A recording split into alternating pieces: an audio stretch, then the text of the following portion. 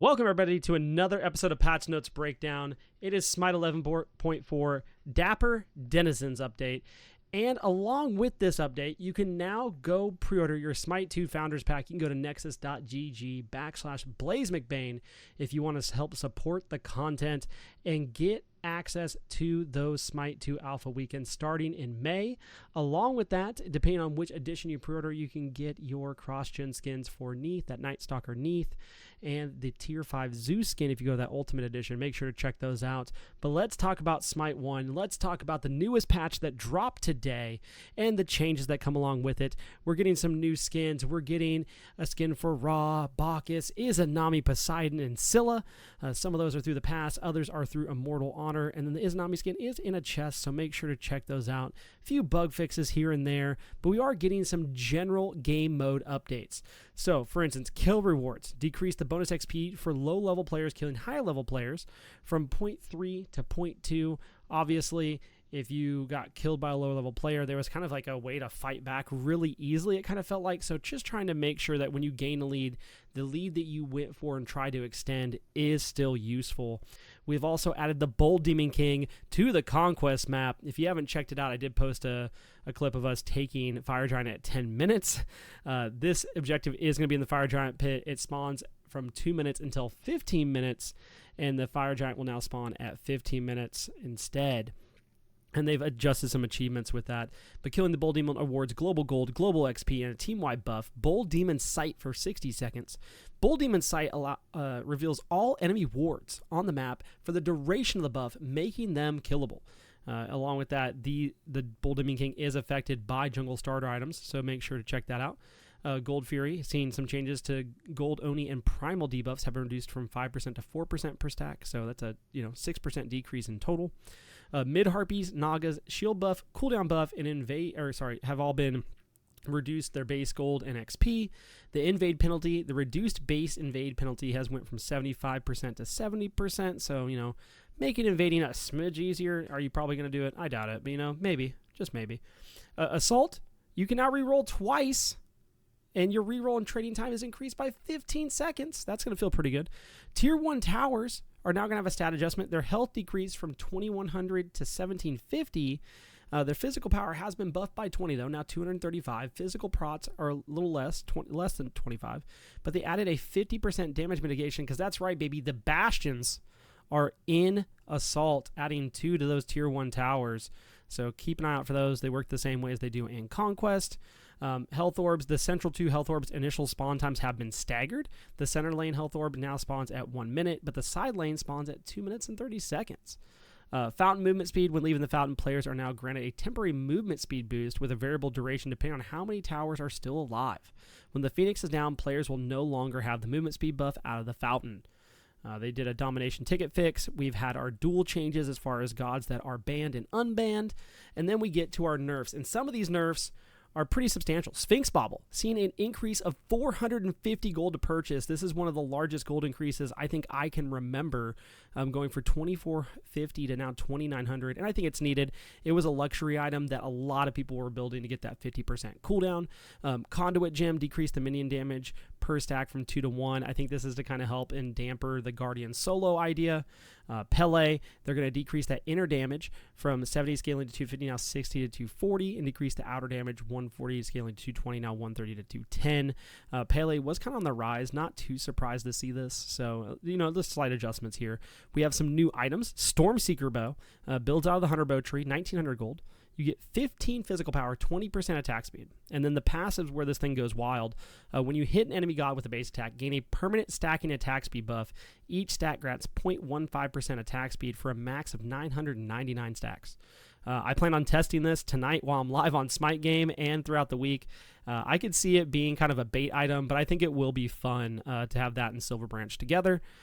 Golden Blade is no longer. We now have Equinox. And it builds off the 1,000-fold blade, 2,200 gold, gives you 25 physical power, 20% attack speed, 7% movement speed, and when you hit an enemy you hit an enemy with a base attack from the front, you heal for 2+1 of your health per level, doubled against gods.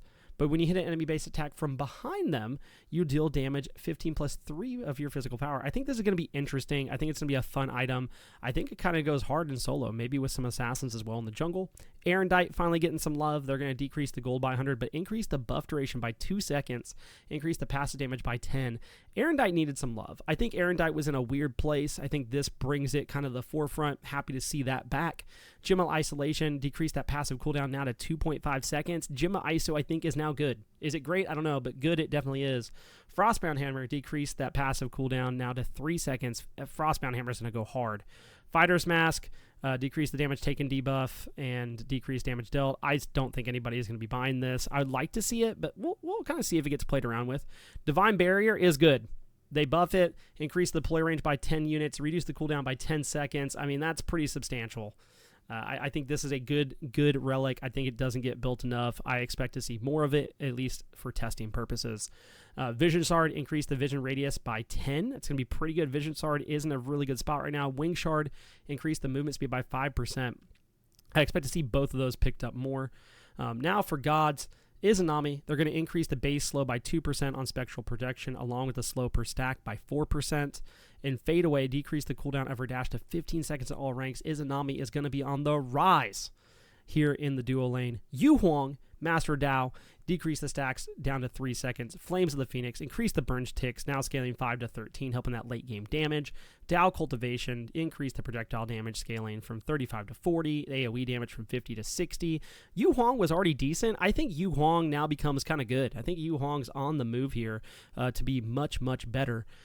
Maui, increase the attack speed per level from 1.2, or sorry, his basic attack speed to 1.4. Slow Wheeler Swing, increase the stun duration from 1.1 to 1.5 at all ranks.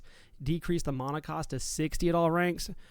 Maui's going to feel better. Is Maui going to be great? I don't know, but is going to feel better. Lancelot, the god that just keeps giving. If you're not playing him, you're missing out.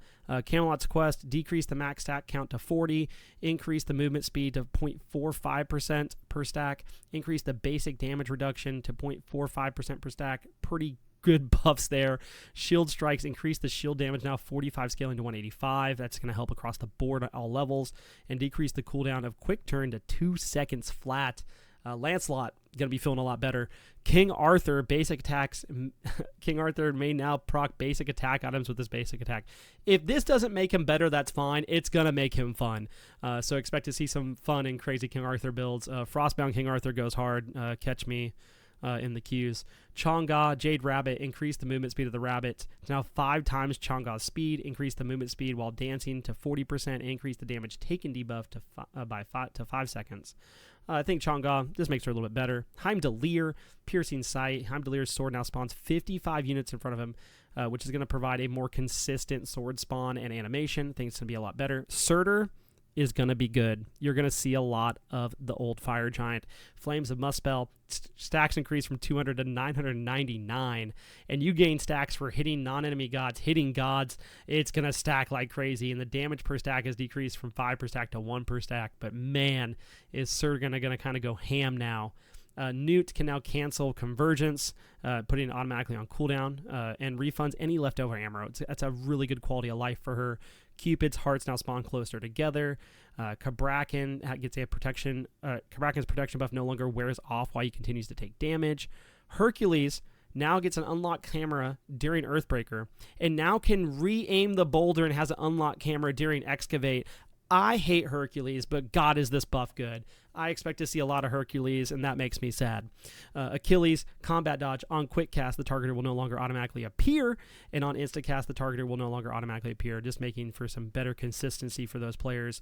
They also did an ability timing pass on basically every god in the game, so all those animation fixes we were receiving before are now applied pretty much everywhere. You can go through the list here and see the whole list of gods, but I mean, it is rather significant in basically the whole entire roster.